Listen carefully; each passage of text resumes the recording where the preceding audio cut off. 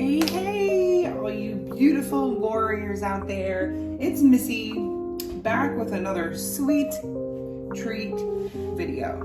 So today I'm just cutting some white peaches. I'm actually making a frozen peach dessert. It doesn't call for white peaches, but if you've ever had white peaches, I would think you would agree that white peaches reign supreme over yellow peaches. I'm just cutting the last of my peaches. When you see this dessert, you will be hooked and you will want to make it all summer long, just like my homemade no churn ice cream. You want to quarter and core around 4 medium-sized peaches, and they need to be fresh for this. While you're doing that, you'll want to melt 8 tablespoons, which is 1 stick of unsalted butter. We are adding a little bit of salt to this recipe. I have measured out 1/2 teaspoon of kosher salt, and there's 2 tablespoons of sugar. And then we have 1 14-ounce can of sweetened condensed milk. I get the fat-free. And then you need to take an 8x8 baking pan, double sling of parchment. You want like a 2-inch hangover on all sides. So that's what I've done here. So my peaches are done, and you will need 50 vanilla wafers. I'm gonna count out 50 vanilla wafers, and I'll speed this part up.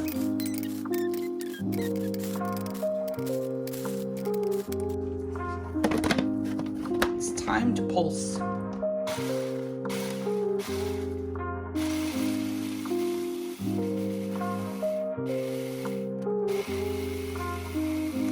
Now you want the consistency to look like sand. You will add your 2 tablespoons of sugar and 1/2 teaspoon of salt. Pulse that for just a few seconds to incorporate it. The next step is you will want to add your melted cool butter. You will add that. I'm gonna go slow and pulse it at the same time. All right. At this point, your mixture should have came together pretty decently. I'm not too fond of the Great Value brand of these vanilla wafers. On to the next step. Now is the time to dump your crust into your parchment paper. This is what it looks like. Not too fond with how wet it looks. So if I ever made this again, I think I will adjust the cookies a little bit or decrease some of that butter, because it's really wet, if you can see. I'm sure you can. So let me press this into the baking dish, and then we'll see what it looks like after I'm done with that.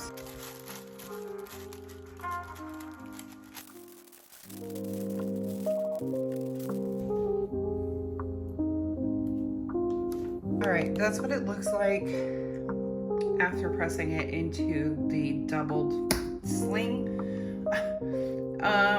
Still a little greasy for my liking. What I think I'm going to do is just wait till the whole thing's done to give my assessment of it, and see where we're at then. But I still may need to adjust, so we'll see at the end. Now it's on to the next step. All right, and we're back.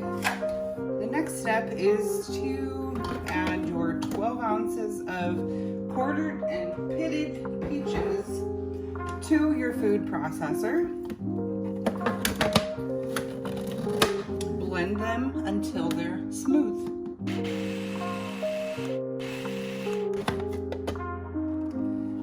I want want them a little chunky, so we're not going to exactly do it until smooth, but here we go. And then the next step is to add your 14-ounce can of sweetened condensed milk.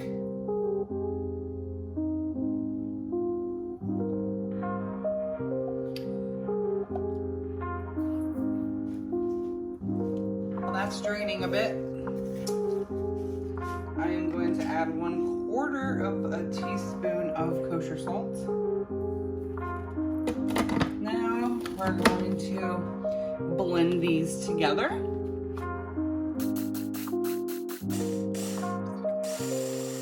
Now they're definitely blended. All right, next thing you'll want to do is just dump your peach mixture into a bowl. And if you don't want to use the same processor for the next step, you can use your stand mixer. You can do it by hand, whichever way you like to do it. But because I'm already using this and it's already gonna need cleaned, I'm just going to rinse it and then use this for making the whipped cream. All right, the next step is to add 2 cups of cold, heavy whipped cream to your whatever device you're using. And you're going to whip this, process it until stiff peaks form. So here we go.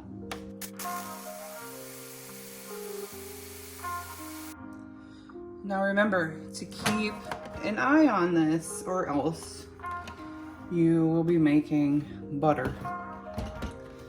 So we're getting there.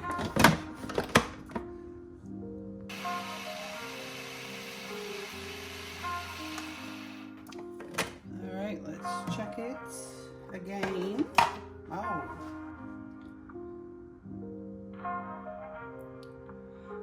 They are definitely stiff peaks.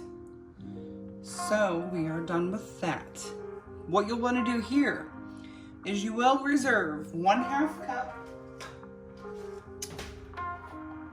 cup for your garnish.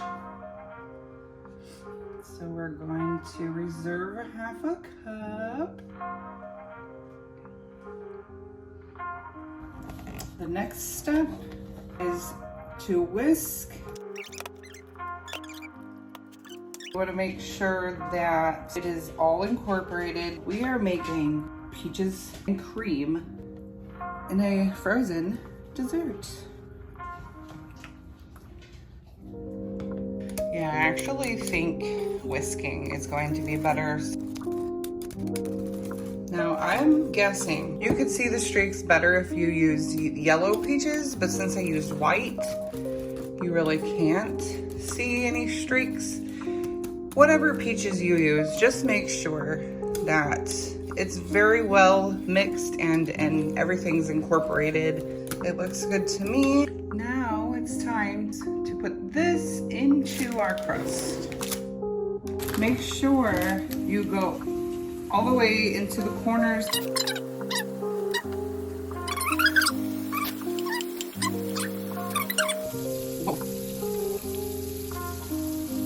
Okay. Oh my.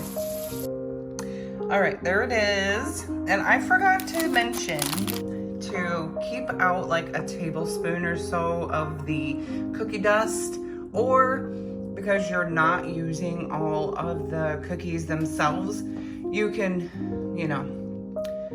you can crush up some later, but I'll show you what you need to do with those. You can either reserve them or use cookies later.